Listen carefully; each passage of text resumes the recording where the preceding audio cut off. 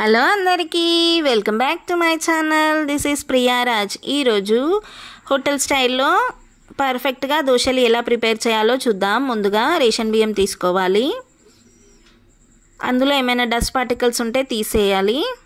తర్వాత 2 గ్లాసెస్ రైస్కి 1 గ్లాస్ మినప్పప్పు, అంటే కొంచెం తక్కువ మినప్పప్పు వేసుకోవాలి. చూడండి, నేను ఇక్కడ చూపిస్తున్నాను.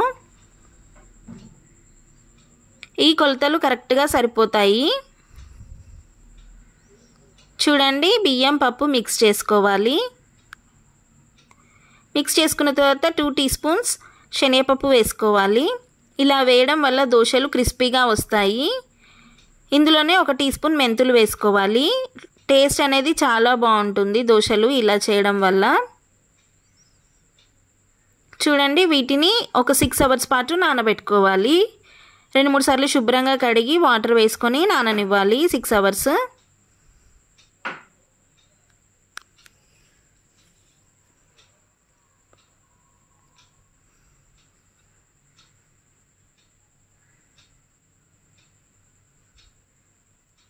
చూడండి, 2-3 సార్లు వాష్ చేసుకున్నాను. ఇప్పుడు 6 అవర్స్ నానబెట్టాలి, పక్కన ఉంచుకోవాలి మూత పెట్టేసి. చూడండి, అవి పర్ఫెక్ట్గా నానిపోయాయి. ఇప్పుడు మనము మిక్సీలో వేసుకోవాలి. మీ దగ్గర వెట్ గ్రైండర్ ఉంటే వెట్ గ్రైండర్లో వేసుకోవచ్చు. మీరు కావాలంటే అటుకులు కూడా నానబెట్టుకోవచ్చు, ఒక 1/4 కప్పు వరకు. నేను అటుకులు వేయట్లేదు, అది ఆప్షనల్. చూడండి, మిక్సీ చేసుకోవాలి. చూడండి, పిండి అనేది ఈ కన్సిస్టెన్సీలో ఉండాలి, పర్ఫెక్ట్గా వస్తాయి అప్పుడే దోశలు.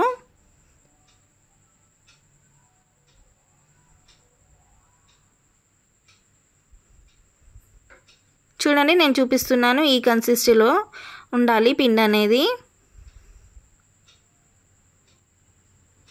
చాలా పర్ఫెక్ట్గా రెడీ అయిపోయింది పిండి మనకి.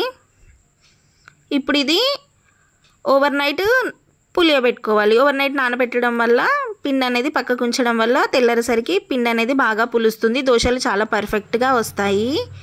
చూడండి, పిండి పొంగిపోయింది. ఇప్పుడు మనము పక్కకు తీసుకొని కాస్త పిండి, మిగతా పిండి పక్కన ఫ్రిడ్జ్లో ఉంచుకుంటే 3-4 డేస్ వాడుకోవచ్చు. మనకు కావాల్సినంత పిండి తీసుకొని కొన్ని వాటర్ వేసుకోవాలి.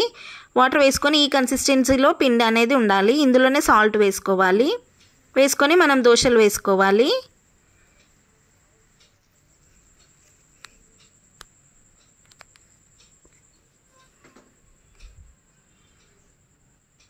చూడండి, దోశలు ఎంత పర్ఫెక్ట్గా రెడీ అయ్యాయో.